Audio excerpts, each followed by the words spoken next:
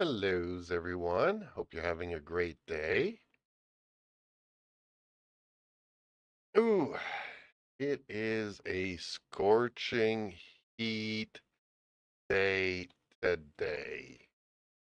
Boy, oh boy, let me tell you, it is currently 110 degrees. That is Fahrenheit. In Celsius, that would be 42 degrees. And we are the evening, folks, 7 o'clock. Usually, it's already gone down like 10 degrees compared to what it is during the day. But no, not today. Actually gone down a couple of degrees, but we are just in this heat wave. It is super, super crazy. I do apologize. I might get distracted. My cats are outside enjoying the day. So I've watched episode 4 of the Acolyte yesterday. I did a review. I spent all morning doing my video, and there's not really much I can add compared to what I did during that review there. So you might want to go and check that out for full details. Needless to say, I was not aware of this. I became aware of this yesterday. Disney has bought in to YouTube. So they're not 50-50 partners, but Disney is a small owner of YouTube. So I have to kind of watch what I'm saying here because other stations, other channels, other content creators have felt a force, yes, regarding to, Star Wars. They felt a force, something happening with their YouTube channels that usually do not happen. And they are wondering, could this possibly have a meaning or an interaction or what is going on here? So I do have to be careful. I won't go into too many opposite. I'll just try to stay as neutral as I can. So I watched it. It wasn't as good as the third episode. The third episode uh, is still the rage all over YouTube. And I think it's going to stay that way for quite some time. Yes, I do know there's a banner below me here, a square, an empty square. That's for the chat eventually. But for now, I'm dealing with the tools that I have. In any case, let's move on. So I did watch it. It wasn't as good as the third one, meaning that there wasn't as many lore breaking things to a lot of people. Uh, I would say that it was pretty okay-ish. It was bland. It wasn't super bad. It wasn't super good either. I mean, it's just like not really much happened other than let's go for a walk in the forest. Yes, there's some things that obviously happened during the episode to have interactions and there was also the setup to this and why we went into the forest. Why are we looking for this Chewie Jedi? Everybody was looking forward to seeing a Chewie Jedi, see what he was capable of. And let's just say that, yeah, apparently nothing because, by the time we do find him, he is unalive. So, yeah.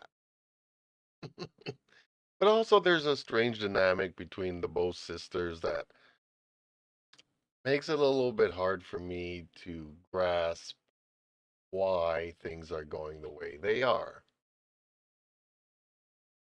But this overall is a show that is kind of weird in a way because, as you can see here, I'm on Rotten Tomatoes and I'm looking at the reviews here, and there is a big difference, big difference, folks, between the top critics and the all audience. It's not unheard of, but top critics, and then we go to all critics, and wow. Yeah, what is going on here, folks?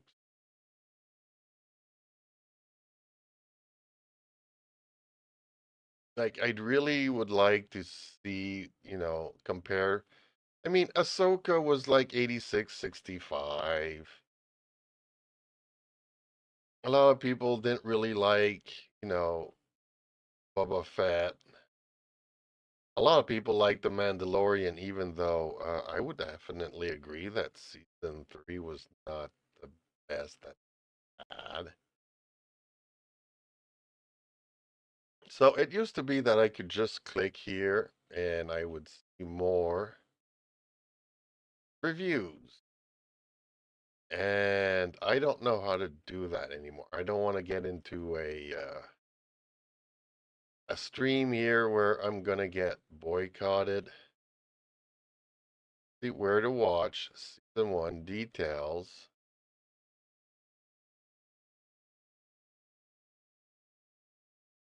Taking a fresh risk with Star Wars lore. Yeah, they're taking risks, I would say. And the sight of a lightsaber coming to life has become about as thrilling as turning on a table lamp. Well, I don't necessarily think that's a problem with this show. I would say this is more criticism of Star Wars in general. It used to be that we would go years waiting for the next movie. It'd be like 2 or 3 years in between movies, and then we had to wait almost 10 years for the prequels to come out. Then we had this show on television called The Clone Wars, which I really liked and watched. Up until the last season, I would say, of that was pretty much okay-ish. But now that we're getting shows, like 2 shows every year, every 6 months we get a new show. I understand that the lightsaber is pretty much maybe too much in people's faces and a little bit boring for people. I get it. I understand. This show is a mystery thriller. Well, see, already in the first show, we already know who's doing the murdering. We also know who it is not. So it's not much of a mystery. Maybe, okay, trying to figure out who the evil master is. Then again, yeah, I all I'll say is that there is a much better show on. Boom, Dark Matter. Now I'll do a review in full detail tomorrow's because I just ran out of time with the Acolyte today. But I am going to get to this. As you can see, the critics and the audience are pretty much 1.5 thumbs up. Like almost around 80% of people like this show. I had my issues initially. Like the show, the world building in the first couple of episodes was done really quickly. And I kind of understand that they were going and trying to make us understand what was the world building, how everything happens. It's just that I don't remember if it was the second episode and into the third where he's stuck in an I can't get into too many details here, but I will. The protagonist, who is caught in a different parallel universe, meets up with his that world's wife version of his wife, and she gets shot in the head. And in the next episode, there's like no emotion. He knows that it's not his real wife, and somehow, even if it was a complete stranger, somebody getting shot in the head right in front of me would definitely send me to a psychiatrist, a psychologist to be talking over. It's disturbing to, go through that kind of thing. One would imagine, and but no, from this actor, because we need to get to the next story, to the next plot, to the next setup, to the next what. So basically, he is emotionless through that sequence of events. But then he enters the box and goes through all these parallel universes, and then he feels for each and every one of them. This one's dying of diseases, and we gotta save her, and goes to another, and he's talking on the phone like if it was his real wife. And so he goes from world to world and trying to interact as however he can with that version of his wife.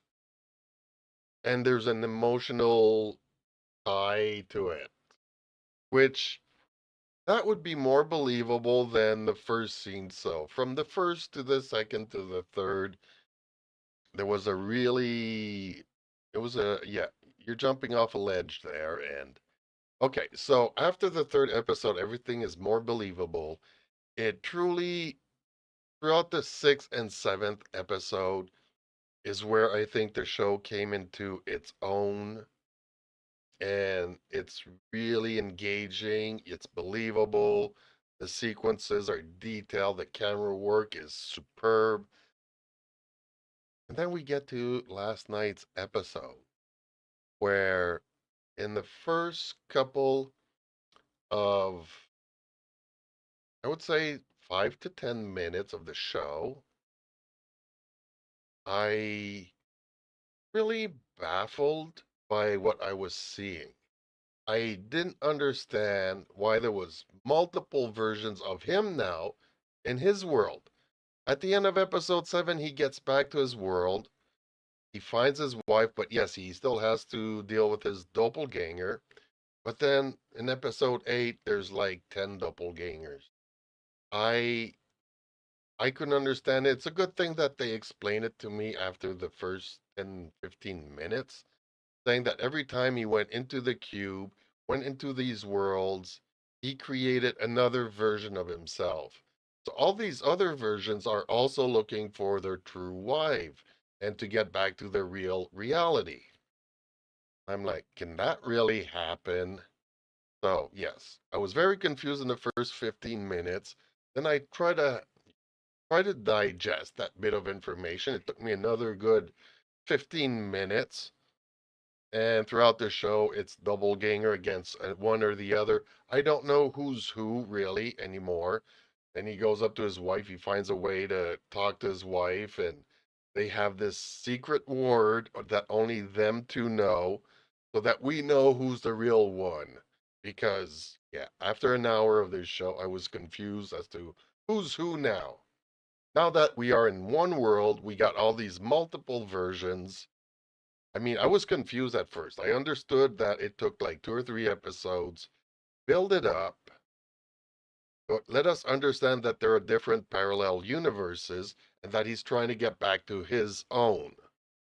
But when he is in his own, then you have all these other people from all these other parallel universes coming into his. And why are they doing that? I really enjoy, I still think that episode 7 was the best. I mean, not that episode 8 was bad. It's just that I don't understand. Interrogation point, interrogation point. I was just left the entire time wondering what was going on. So that was something that I really enjoyed. I did not hate the show. I was just very confused by the direction that the show decided to understand to go into, but I understand it. I haven't read the book, so I don't know the sequence of events. I did not know that this was coming on, I didn't, no warning. Nobody said anything to me about it other than read the book. And obviously, I'm not going to spoil the show by reading the book. I don't need to know every detail. I just like to go with the flow of the show. And yeah, they sent me on another roller coaster yesterday. So even though I was very confused watching the show, I understand it. It's the natural evolution of the story. It works. But yeah, it was a roller coaster for me. I really enjoyed it. I hope you guys give this show a chance. I wouldn't say it's super great, like I really like Foundation or The Expanse. This show though, I not necessarily an 8 out of 10, definitely a 7 out of 10. So in between a 7 and an 8. I'm not ready to give it an 8 out of 10.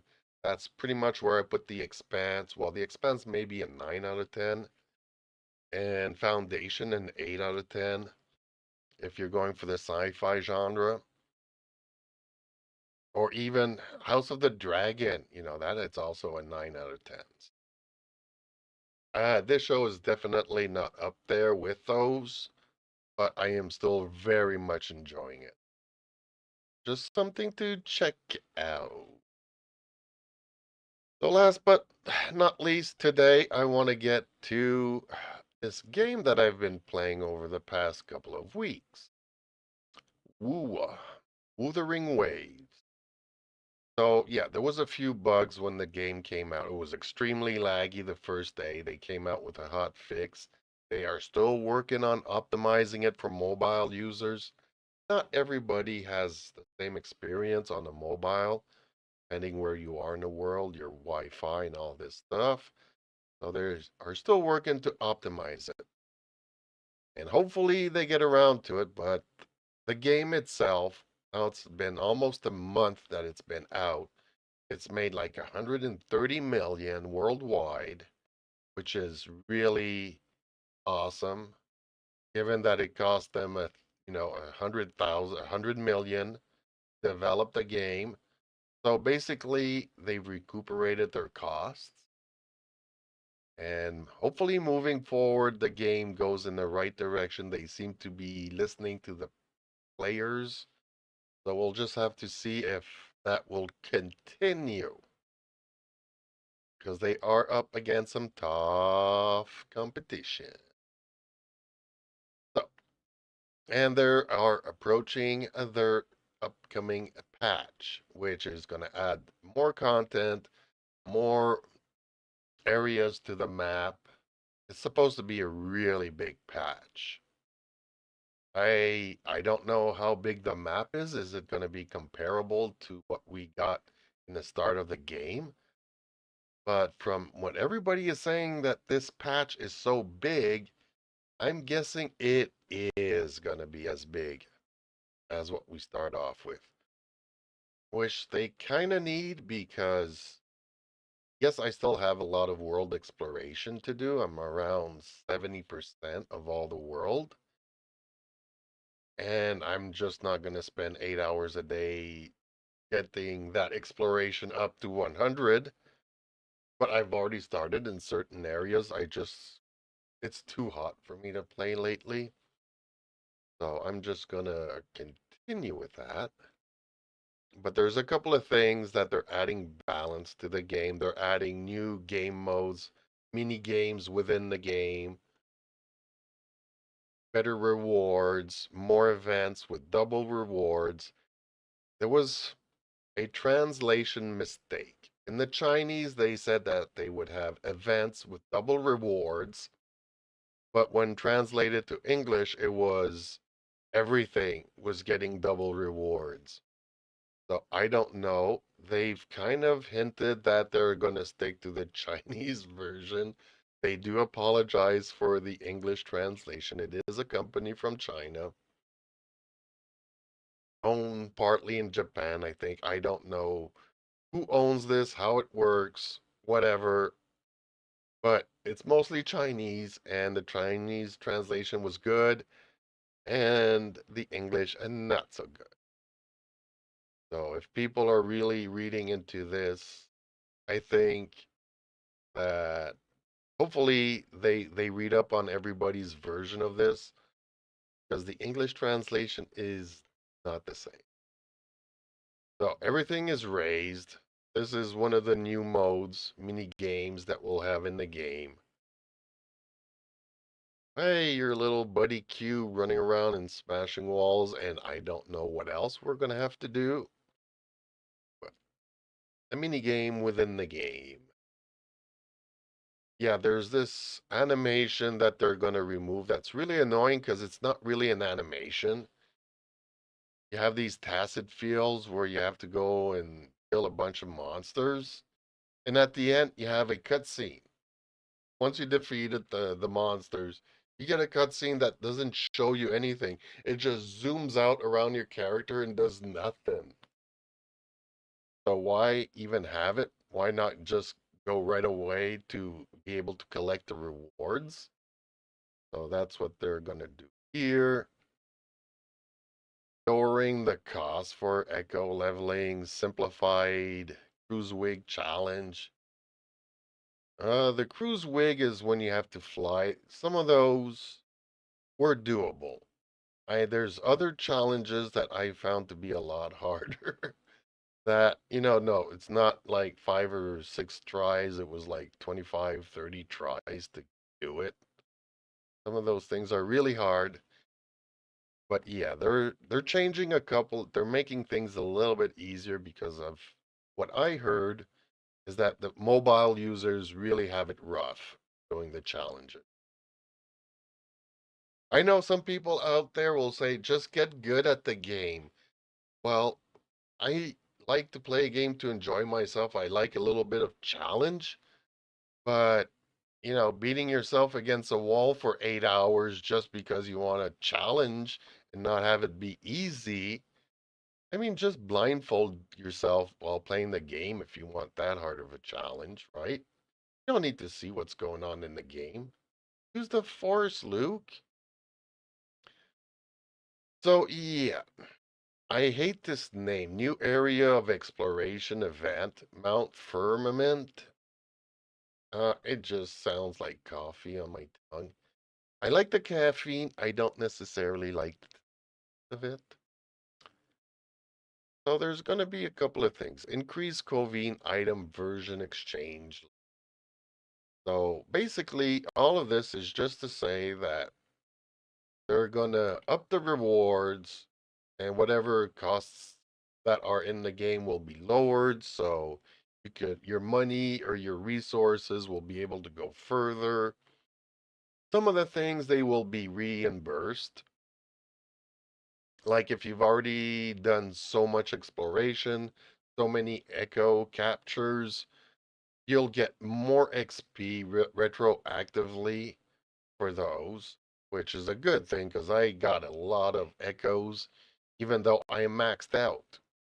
I am maxed out at level 20. The rewards at level 20 are not a guarantee. I'm still at 80% of getting a gold item. So 20% of the time, I'm still getting purple items. So they're going to change that. I don't know if they're going to move it up to 25 or if at 20 you're guaranteed a gold item. We'll have to see exactly how that's going to change. But you're also going to get more experience for everything you've done so far. I'm really looking forward to this update. Everybody is, which is a good thing because I've already done all the quests, did all the stories, leveled up as much as I could, all my characters. You can't really you're very limited on the resources. That's why they're talking about a lot of balance here. They're going to try to give us more to do with fewer resources. I don't know if all of that will be retroactive. I spoke about one thing. There could be a lot more things. So, new chat system style. I don't know because already it's complicated, especially for a streamer. I don't pay attention to the game chat. And people always put these emojis, which when you go to the emoji, it says the definition. Like this person is thoughtful, this person is caring. You all have these terms. But when you're on the receiving end of all these little stickers of characters with a happy face or a heart or something, you don't really know what they're saying, what it means. It's all gibberish to me. Little happy face, little happy face. They're all little happy faces. I mean, I get it for the younger audience. They might think it's cool, but basically what you're saying is nothing. Like, I'm alive. Hey, I'm here. Basically, that's all it means. Doesn't mean, do you want to play with me? Do you want to go and kill this boss? Should we go here? Should we go there? It's just a little smiley. Hey, yeah. I'm not a fan of stickers and the chat, but that's just because I am old, folks. If I was 14, maybe I would find it cool. Controller mode interaction optimization. So we've gone over the updates for Wuwa. Everybody's looking forward to it. I do expect a lot of English people will be reading too much into the double rewards, everything. It's just that the events will have double rewards. It's not the normal gameplay everyday stuff. That is going to be doubled. And I don't know if they corrected it. I have not seen anything about that here. So we'll just have to keep our fingers crossed, folks. So basically, that is my news for the day today. Like I said, it's 110 degrees out. I did set up the air conditioner last night because otherwise I would have not been able to sleep. During the evening, the heat is not going down. Even if it's going down 10 degrees from 110 down to 100, not many people can sleep at 100 degrees. So it's just a heat wave. Tomorrow's that last day, and the day after that, we're back to the 70s, high 70s degrees, which is normal for my area of the world. But this heat wave is just too much. I just can't play, I can't think, I can't do anything else. But I decided to get on and stream anyway. So hopefully you've had fun watching me for this hour. I used to do these talk shows every day at noon, and I kind of stopped when I started streaming gaming, but lately nobody talks to me ever. I stream, and people come in, they say hi, they ask questions, but by the time you answer it, they're already long gone. They're not even listening to your answer. They're not conversing with you. They're just putting you in the background while they go and do the dishes.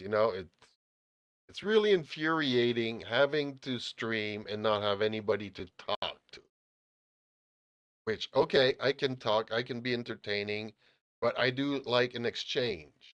So, hoping that we get some more viewers in here that are more talkative and can have some discussions about stuff.